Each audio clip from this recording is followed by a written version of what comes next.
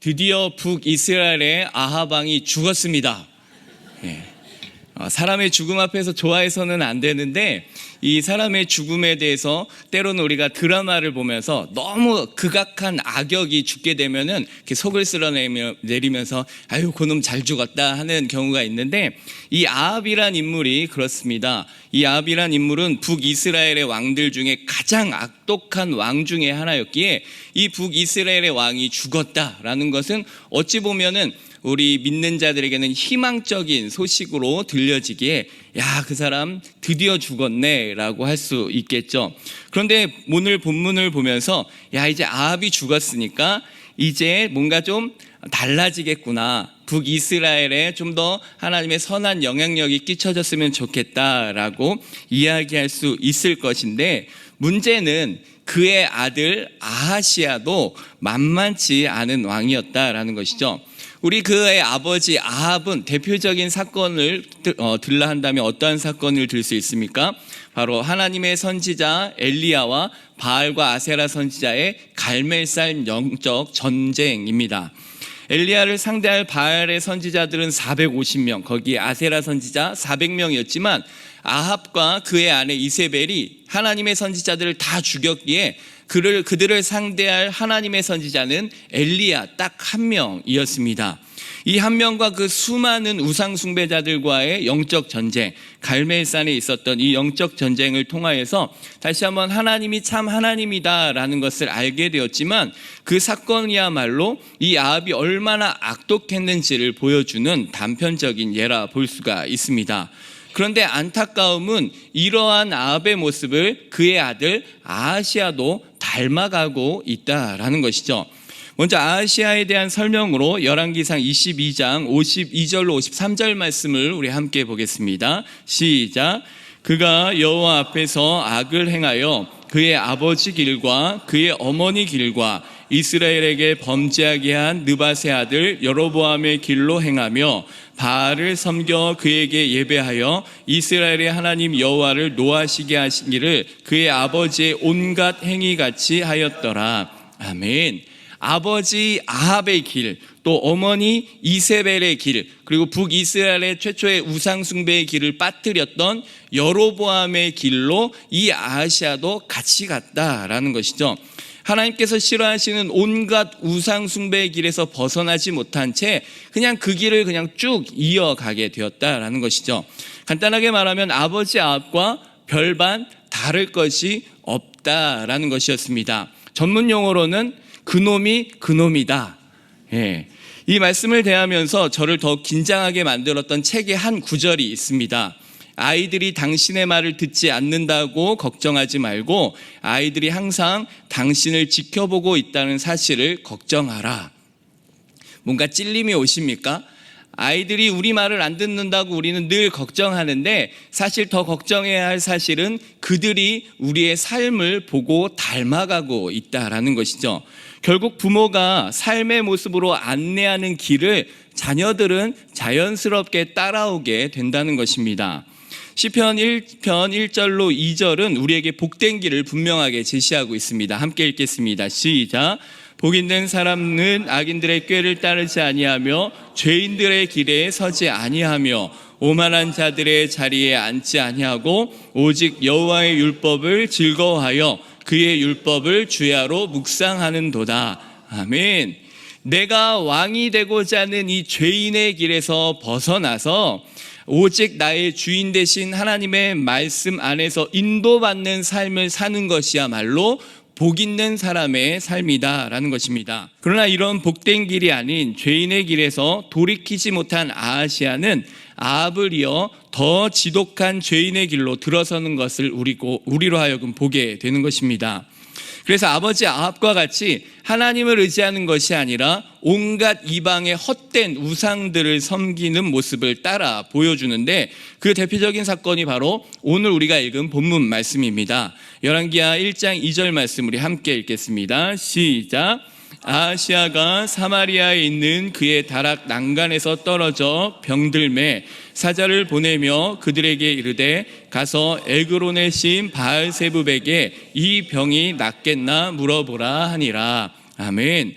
아하시아가 사마리아에 있는 자신의 왕궁 다락 난간에서 어느 날 갑자기 발을 헛디뎠는지 무슨 일이 있었는지는 모르겠지만 그 난간에서 떨어져 크게 다치는 사건이 있게 됩니다. 이 병이 그런데 문제는 이 병이 나을 수 있는지 없는지를 누구에게 물어보라? 에그론의 시인 바알세불에게 물어보라라고 사신을 보냈다라는 것이죠. 바알세불은 우리나라 말로 바꾸면은 파리대왕입니다. 파리대왕.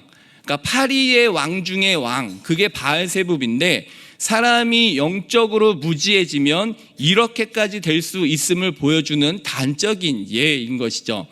하나님의 형상으로 창조된 인간, 하나님이 보시기에 심히 좋았다라고 감탄하셨던 우리 인간이 영적 무지에 빠지면 한낱 미물을 신으로 여기며 그 미물 앞에 엎드려 경배하는 것입니다. 그럼 아하시아는 하나님을 몰랐기에 이 바알세불 파리대왕에게 물으러 가게 한 건가?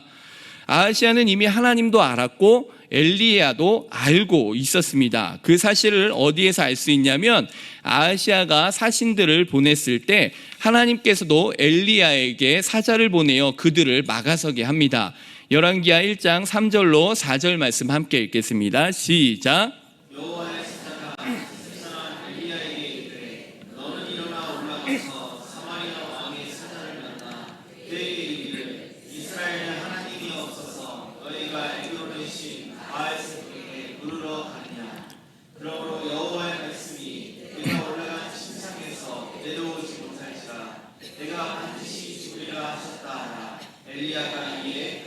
아멘.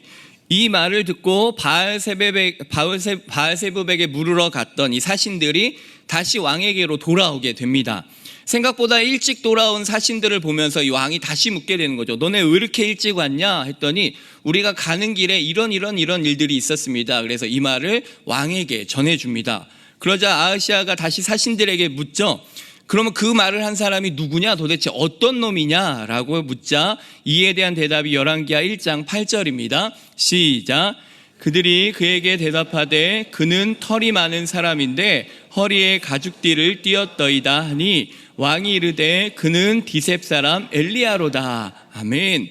사신들이 설명한 생김새, 그는 털이 많은 사람이고 허리에 가죽띠를 띄었습니다 라고 하자 이 생김새만으로도 그놈이 엘리야구나 라고 단번에 알아차리는 거죠.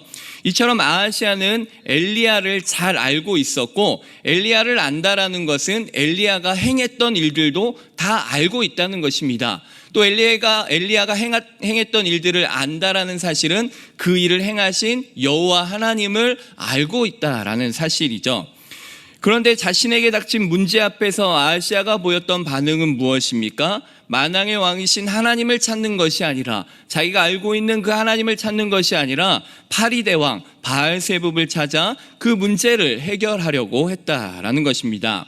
뿐만 아니라 아하시아에 이어지는 행동 역시 아버지 아합과 별반 다르지 않다는 것을 알 수가 있습니다.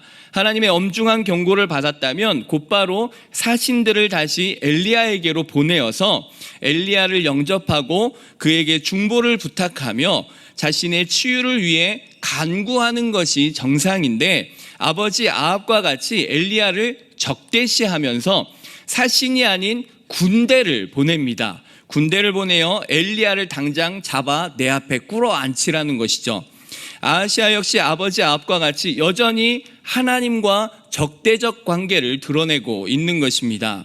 결국 아버지 아합 때와 같이 또다시 하나님의 선지자 엘리야와 전쟁을 치르게 되는 것이죠. 제가 말씀을 읽으면서 제일 이해가 되지 않았던 부분 중에 한 부분이 바로 이 다음 부분입니다. 엘리야가 자신을 찾아온 50부장과 50명의 군사들에게 불을 내려 다 죽여버리는 사건이죠.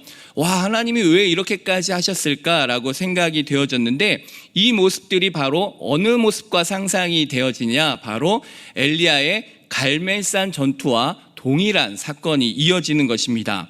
갈멜산에서 엘리야 혼자 450명의 바알 선지자들과 영적 싸움을 벌였던 것처럼 산 꼭대기에 엘리야 혼자 있을 때 50부장과 그의 군사들하고 영적 싸움을 하게 되는 것입니다. 다시 말하면 갈멜산의 영적 전투가 다시 재현되어지고 있는 것입니다.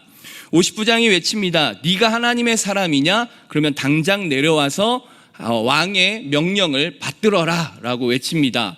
이 엘리야는 갈멜산에서 제단 위에 불이 떨어지게 했던 것처럼 내가 만일 하나님의 사람, 너희들이 말하는 정말 살아계신 하나님의 선지자라면 지금 당장 하늘에서 불이 내려와 너희를 불사를 것이다 라고 외치자 정말로 하나님께서 하늘에서 불을 내려 제단 위에 모든 재물과 모든 물을 살라 없앴던 것처럼 또다시 그 군사 50명과 50부장을 한순간에 불살라 버렸습니다.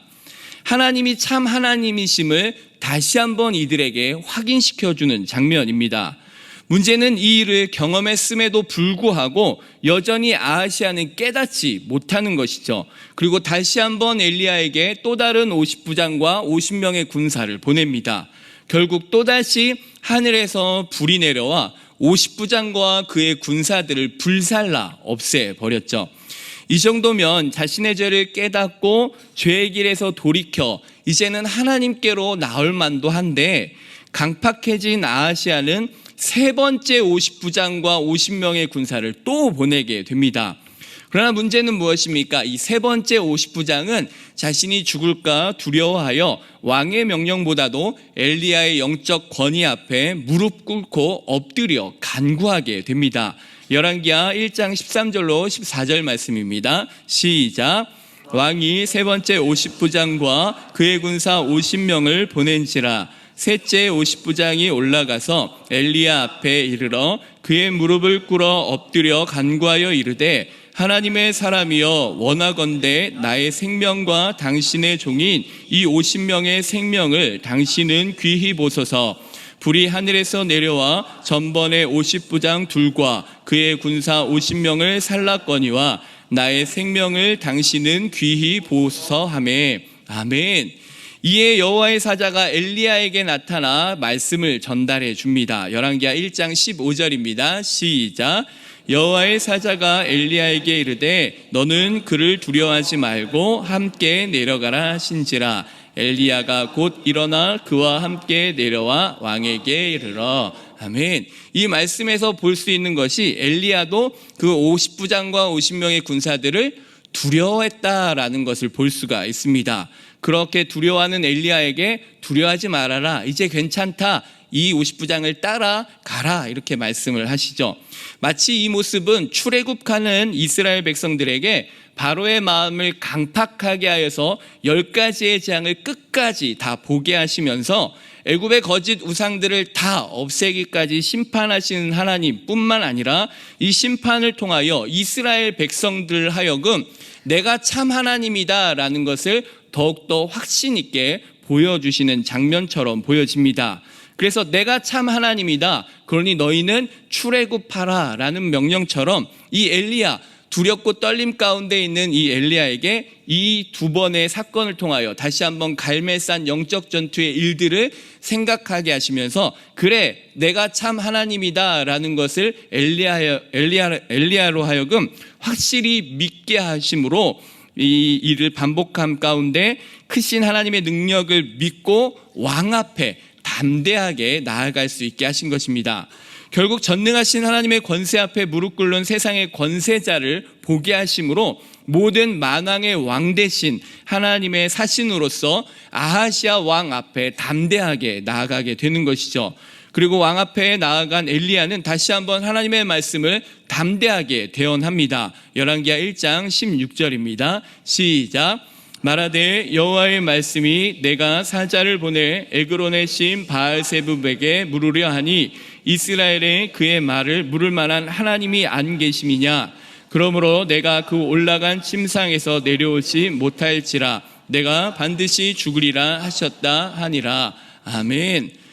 이 엘리야는 사자굴에 들어간 거나 마찬가지입니다. 모든 군사에게 둘러싸여서 50명의 군사뿐만 아니라 왕궁의 모든 친위 대장들이 지켜보고 있는 가운데에서 이 왕 앞에 담대하게 선포합니다. 당신이 죽을 것입니다. 왜 죽습니까?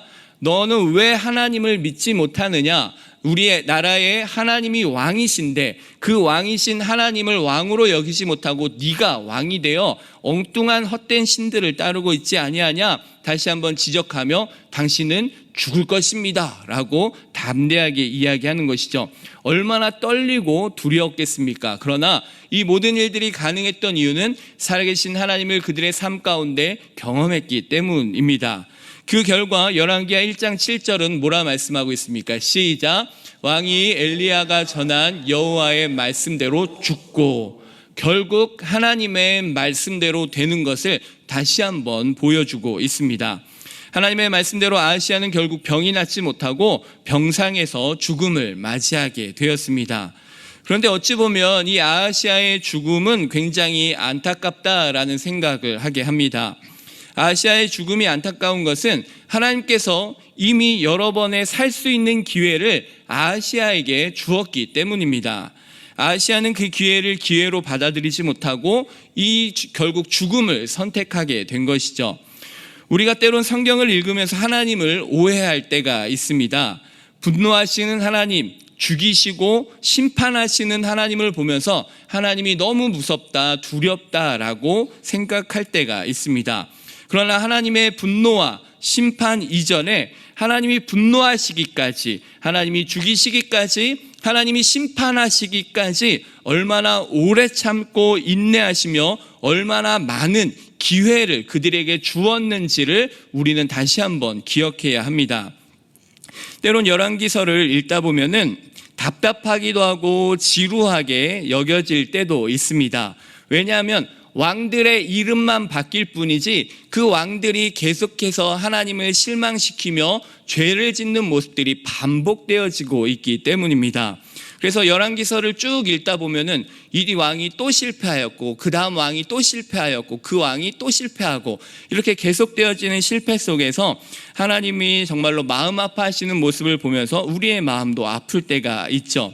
그러나 전혀 그 길에서 돌이키지 않고 계속된 죄악에 빠져가는 모습을 계속 보면은 나중에는 지겹도록 그 모습들을 보게 됩니다.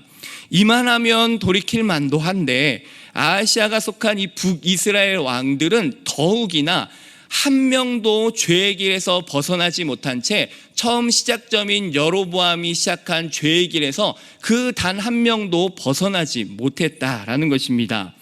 그래서 그들은 모두가 비참한 최후를 맞게 됩니다. 그런데 더 이해되지 않는 것이 하나 있는데, 그럼 이 북이스라엘이 빨리 망해야 되는데 북이스라엘의 왕이 20명이나 이어질 정도로 20명의 왕이 바뀌도록 계속 그 북이스라엘은 존재했었다라는 것입니다. 망했어도 벌써 망했어야 할 북이스라엘인데 20명의 왕이 바뀔 때까지 이어져 갔다라는 것, 이것은 결국 하나님께서 그들을 포기하지 않고 있었다라는 것이죠. 하나님은 그만큼 한 사람 한 사람을 포기하지 않으셨던 것을 우리에게도 보여주고 계십니다. 단 한 사람도 포기할 수 없다라는 이 마음이 우리 성도님들에게도 느껴지십니까? 그래서 우리가 금요 성령 터치 시간에 담임 목사님을 통하여 사도행전 말씀을 들었을 때에도 공회에서 복음을 전하지 않았던 사도 바울에게 뭐라 말씀하십니까? 그래도 너는 전했어야 한다라는 것이죠. 그들에게도 하나님의 복음이 전달되어졌어야 하고 그들의 영혼 가운데 한 영혼이라도 구원을 했어야 된다라는 것이죠. 이처럼 하나님은 그 어느 누구 하나도 놓치고 싶지 않으시다라는 것입니다. 이 사실이 중요한 것은 그 안에 나도 포함되어 있기 때문입니다. 하나님은 나 또한 절대 포기하지 않으신다라는 사실 믿으십니까? 오늘 본문에 등장하는 아하시아만 해도 하나님은 이미 여러 번의 기회를 주셨습니다. 그리고 그가 죄의 길에서 돌이켜 하나님의 의의 거룩한 길로 나아오기를 원하셨습니다. 아합이 죽은 후 이스라엘 속국이었던 모압이 배반을 한 것도, 또 아하시아가 뜬금없이 다락 난간에서 떨어진 것도, 어리석게 바알세붑에게 물으러 가던 사신들을 돌이켜 세우신 것도, 갈멜산의 영적 전투가 다시 재현되게 하신 것도 하나님은 아하시아로 하여금 하나님의 원하심, 하나님이 기뻐하시는 의의 길로 돌이키기를 원하셨던 여러 가지의 방법이었던 것입니다. 아하시아를 소개했던 열왕기상의 마지막 절인 22장 53절에서 하나님의 안타까운 심정을 확인할 수 있습니다. 함께 읽겠습니다. 시작. 바알을 섬겨 그에게 예배하여 이스라엘의 하나님 여호와를 노하시게 하기를 그의 아버지의 온갖 행위같이 하였더라. 아멘. 여기에서 바알을 섬겨 그에게 예배하여 이스라엘의 하나님 여호와를 노하시게 하였다 해서 노하셨다라는 이야기만 들으면 하나님이 화를 내셨다라고만 생각해 볼 수 있지만, 이 노하셨다라는 단어의 원어 히브리어는 카하스라는 단어를 쓰는데, 이 카하스라는 단어에는 분노했다라는 뜻과 함께 고통을 주다, 슬퍼했다라는 뜻도 있습니다. 다시 말하면 아하시아가 여전히 아버지 아합의 길에서 돌이키지 못하는 모습을 보면서 하나님께서는 단순히 화를 내시고 분노하신 것만이 아니라 하나님의 마음은 찢어질 듯 아팠고 또한 슬펐다라는 것이죠. 그래서 열왕기하를 시작하자마자 이 아하시아의 소개 이후에 바로 나타나는 것이 무엇입니까? 그를 회복시키시려는 하나님의 계획입니다.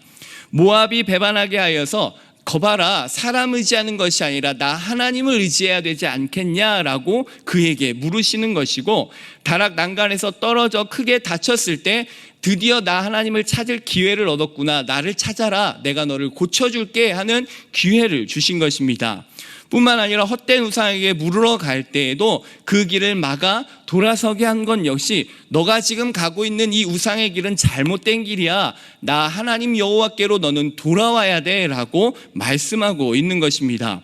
뿐만 아니라 하나님의 무서운 경고, 너 이제 죽을 거야, 이 경고는 오히려 아하시아가 죄의 죽음의 길에서 생명의 길로 돌이킬 수 있는 하나님의 마지막 경고와도 같은 말씀이었습니다.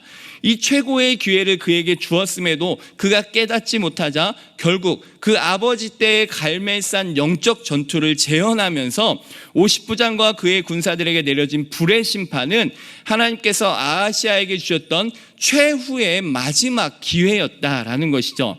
갈멜산에서 이미 증명된 참 하나님, 내가 너의 하나님이다 라는 것을 보여주면서 너 이것과 이것 사이에서 머뭇머뭇하지 말아라, 내가 참 하나님이야, 너는 나를 따라야 돼 라고 마지막 기회를 주며, 이 기회를 받아 참 하나님을 따르면 너는 축복의 장맛비를 얻게 될 것이고, 이 기회가 있었음에도 돌이키지 않는다면 결국 너는 바알 선지자들과 같은 최후의 심판을 받게 될 것이다 라는 마지막 기회였던 것입니다.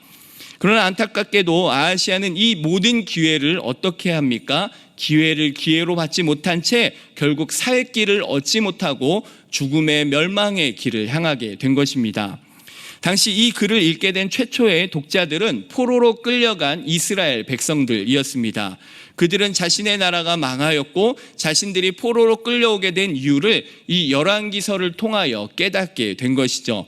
그리고 이 열왕기서를 통하여 이제는 우리가 하나님께로 돌아가야 하는구나 라는 것을 알게 된 것입니다. 저는 이 열왕기서를 묵상하면서 하나님께서 하나님의 백성들에게 크게 두 가지의 질문을 하고 있다고 느꼈습니다. 하나님이 첫 번째로 질문하시는 것이 무엇입니까? 너는 어느 때까지 둘 사이에서 머뭇머뭇하려느냐? 또한 두 번째 질문은 무엇일까요? 이스라엘에 물어볼 하나님이 너에게 없었냐라는 것입니다. 이 질문은 당시 이스라엘 백성들에게 던지신 질문이지만 또한 지금 우리에게 주시는 하나님의 질문인 줄로 믿습니다. 우리도 그들과 별반 다를 것이 없기 때문입니다. 우리도 이스라엘 백성들과 마찬가지로 여전히 한쪽은 세상에, 한쪽은 교회에 두며 이쪽 저쪽 머뭇머뭇거리고 있는 우리들의 모습을 볼 때가 많이 있을 것입니다.